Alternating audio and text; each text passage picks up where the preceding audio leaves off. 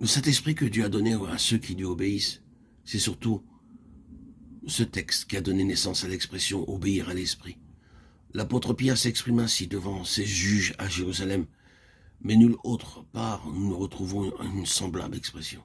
D'ailleurs, il faut relire tout ce passage pour arriver à une conclusion exacte. Nous devons obéir à Dieu, dit l'apôtre au Sanhédrin, car nous sommes témoins de ces choses et aussi le Saint-Esprit que Dieu a donné à tous ceux qui lui obéissent. Actes 5, 29, 32.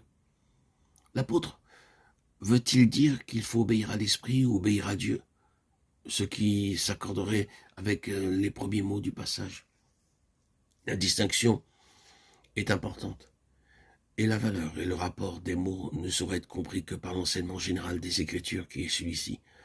L'homme doit obéir à Dieu, Père, Fils et Saint-Esprit, avec le secours et la force que lui donne le Saint-Esprit.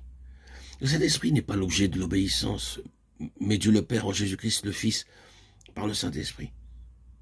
Et c'est la confusion sur ce point capital qui crée le danger et conduit le croyant à compter sur les directions d'un esprit qu'il place en lui ou autour de lui et auquel il obéit, au lieu qu'il devrait regarder à Dieu uniquement, Dieu qui règne au plus haut des cieux et s'attend à l'obéissance de son enfant uni au Fils, le Saint-Esprit étant le moyen par lequel Dieu est adoré et obéi.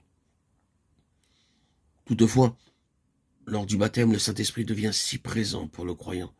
Celui-ci a tellement le sentiment qu'une personne, une présence est tout proche de lui, que les autres personnes de la Trinité au ciel sont momentanément éclipsées. Le Saint-Esprit devient le centre et l'objet de la pensée de l'adoration, et le croyant lui accorde une place que lui-même, ne désire pas avoir ni occuper, et qu'il n'est pas non plus dans le dessein de Dieu au ciel de lui voir posséder ou occuper. Il ne parlera pas de lui-même, dit le Seigneur avant sa passion, en parlant de la descente du Saint-Esprit à la Pentecôte. Jean 16, 13. Il enseignera, mais il enseignera les paroles d'un autre par les siennes. Il rendra témoignage à un autre, pas à soi-même. Jean 14, 26, 15, 26.